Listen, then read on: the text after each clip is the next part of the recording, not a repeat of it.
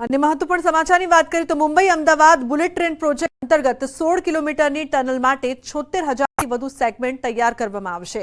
Bandra Kurla complex અને શિલફાટા વચ્ચે 21 કિલોમીટરની ટનલનું નિર્માણ ચાલી રહ્યું છે।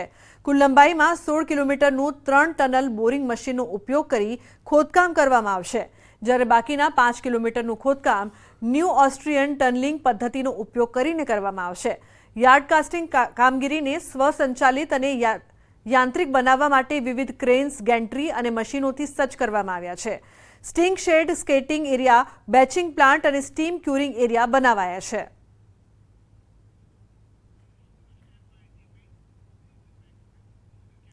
ખેડાના કાજીપુરા પાસે ગોડાઉનમાં ભીષણ આગ લાગવાની ઘટના સામે આવી છે। નેશનલ હાઈવે નંબર 48 પર આવેલા વેરહાઉસમાં આગ લાગી હતી। ગોડાઉનમાં આગ લાગી હોવાની પ્રાથમિક માહિતી સામે આવી। ખેડા અને નડિયાદ ફાયર બ્રિગેડ ઘટના સ્થળે પહોંચીને આગ પર કાબુ મેળવવા પ્રયાસ હાથ ધરાયા છે। તો વેરહાઉસમાં આગ લાગવાથી કિલોમીટર સુધી ધુમાડાના ગોટા જોવા મળ્યા। તો આગ લાગવાનું કારણ હજુ અકબંધ।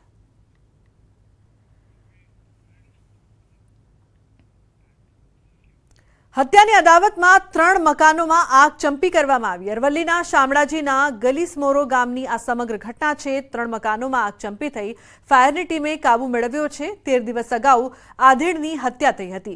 આ અદાવતમાં આરોપીઓના 3 ઘરમાં આગ ચંપી હત્યા કેસના આરોપીઓ હાલ પોલીસ કસ્ટડીમાં છે। આગના બનાવ બાદ પોલીસનો કાફલો પણ ઘટના સ્થળે પહોંચ્યો હતો। હત્યા અને આગ ચંપીના બનાવ બાદ ગામમાં પોલીસનો ચાંપતો બંદોબસ્ત જોવા મળ્યો છે।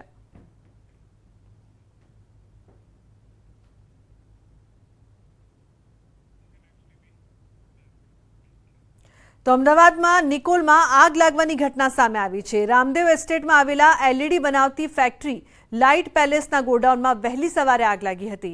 ફેક્ટરીમાં ફાયર એનઓસી ન હોવાનું તપાસમાં સામે આવ્યું છે।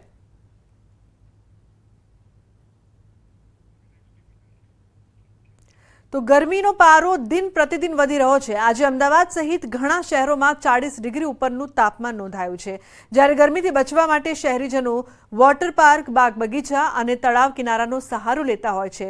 પરંતુ અમદાવાદમાં આવેલા તળાવોની હાલ શું સ્થિતિ છે તે માટે ન્યૂઝ 18 ગુજરાતીએ રિયાલિટી ચેક કરી।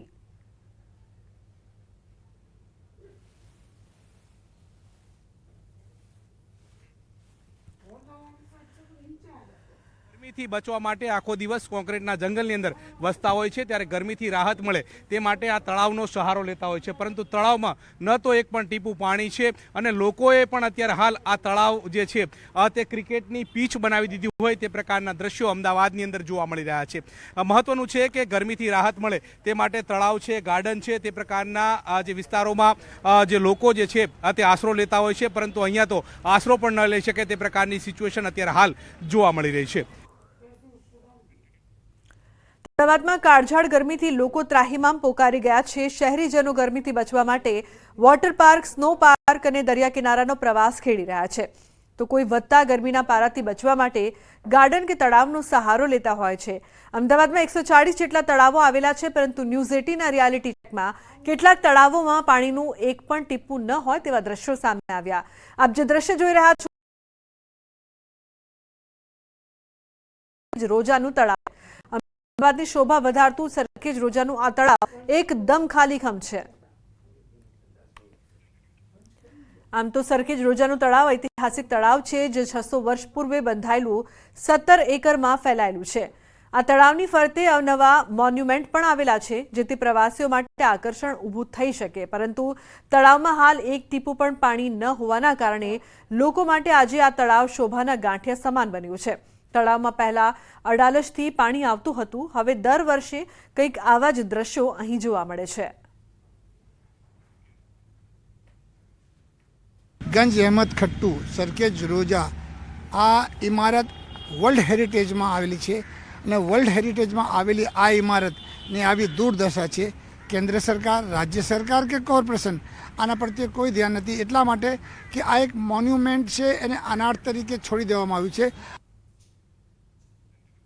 એવું નથી કે માત્ર સરખેજના ઐતિહાસિક તળાવમાં જ પાણી નથી, પરંતુ ચાંદલોડિયા ખાતે આવેલા તળાવમાં પણ આ જ પ્રકારની સ્થિતિ છે। ચાંદલોડિયાના તળાવ પણ ખાલીખમ છે। આ તળાવનો વિકાસ થાય અને પાણીનો સંગ્રહ થાય તો આસપાસના વિસ્તારમાં રહેતા લોકો માટે આશીર્વાદરૂપ તળાવ સાબિત થઈ શકે તેમ છે, પરંતુ હાલ તળાવમાં પાણી નથી એટલે ઘરમાં પણ લોકોને ગરમીનો સામનો કરવો પડે છે। આ અત્યારે ગરમીનો તાપમાન એટલું વધી રહ્યું છે કે ચારેકોર જનતા ત્રાહિમામ થઈ રહી છે। આપણે લોકોએ અને સરકારના મુક્કમ જે પણ અધિકારીઓ છે એમને પણ વૃક્ષારોપણ કરાવવું જોઈએ અને આપણો આ ચાંદલોડિયા જે તળાવ છે એ ચાંદલોડિયા તળાવ પરિપક્વ રૂપે એવી રીતે થાય કે આમાં પાણીનો સિંચય થાય, જેના કારણે કે તાપમાનમાં થોડીક ઠંડક અને નરમાઈ બને, જેથી અહીંયા લોકો આવે બેસે। અત્યારે કાળઝાળ ગરમીમાં એટલો પ્રકોપ છે કે લોકોને ત્રાહિમામ થઈ રહ્યું છે।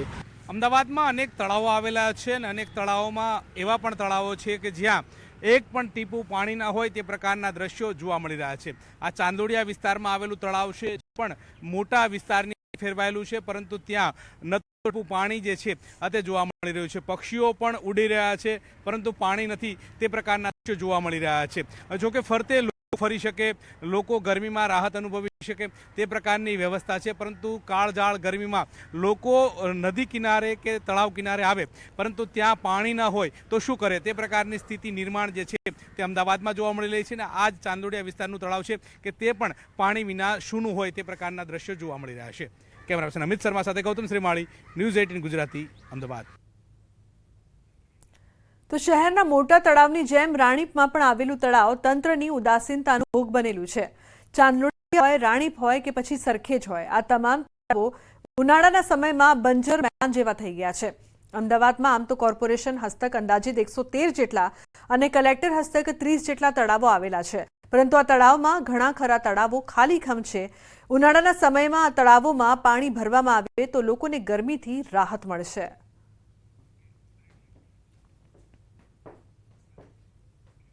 તો બુલેટિનમાં હાલ રોકાઈશું એક બ્રેક માટે। આપ જોતા રહો ન્યૂઝ 18 ગુજરાતી।